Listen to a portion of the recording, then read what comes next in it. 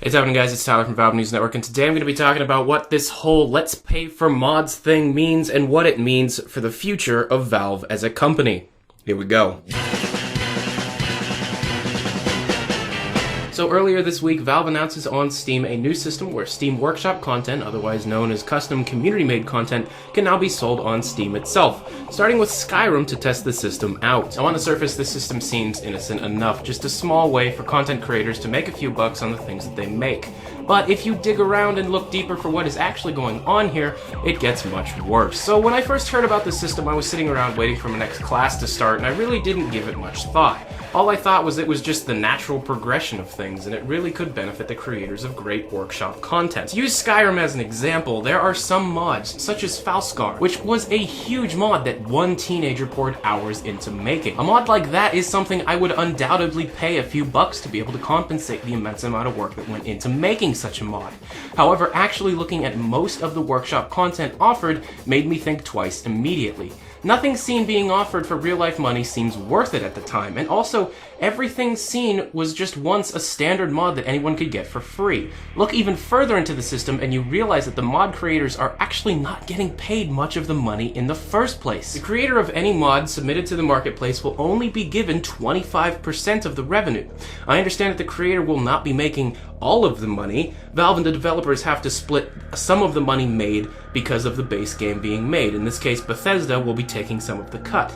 But only giving a person that made the majority of the content being sold only a fourth of the money doesn't make much sense. It's not completely clear how the remaining 75% is split between Valve and the other developers, but it really just seems money hungry, which leads me to my main topic for this video, which is that Valve seems to be moving more and more towards making as much money from the least amount of work possible. It also should be said that Valve is actually banning people from talking badly about the paid mod system on the Steam community forums. Also, Valve is actually removing free mods from the workshop that accept donations outside of Steam. Now I know what you're thinking, and no, I don't hate Valve, but the recent trends that Valve has been going on have really pointed towards making the most money possible. Think about it. Valve themselves has not published a game that was made completely in-house since 2011 with Portal 2.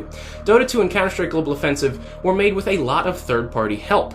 On top of that, the three games that Valve seems to still support, Team Fortress 2, Counter-Strike Global Offensive, and Dota 2, are huge cash grabs for Valve, with very minimal effort being put towards the games themselves. Aside from Dota 2's balance patches, the majority of the updates that happen within these new games are pretty much cosmetically based, whether it is new skins in Counter-Strike Global Offensive, new cosmetics for your heroes in Dota, and please God do not get me started on duck journals.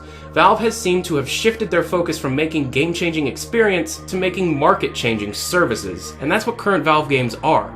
Services. Let's quickly go back to an interview Gabe Newell did with Jeff Keighley on the terrific Game Slice podcast and listen to what Gabe said. The only reason we'd go back and do like a super classic kind of product is if a whole bunch of people just internally at Valve said, you know, they wanted to do it. If you want to do another Half-Life game and you want to ignore everything we've learned in shipping, you know, Portal 2 and in shipping all the updates on the multiplayer side, you know, that seems like a bad choice. At the time, I thought this meant Valve was always going to take the things that they learned from their old games and use this information to create better games in the future. But now seeing what's happening now, especially with the Steam Workshop business, I think this statement has a completely different meaning. What Gabe is probably saying here is that the days of a single game with a single story, and the only money being changed is to purchase that game, are over. Now, many other developers have already done this with their own games, but sadly, it seems like Valve might be doing this too.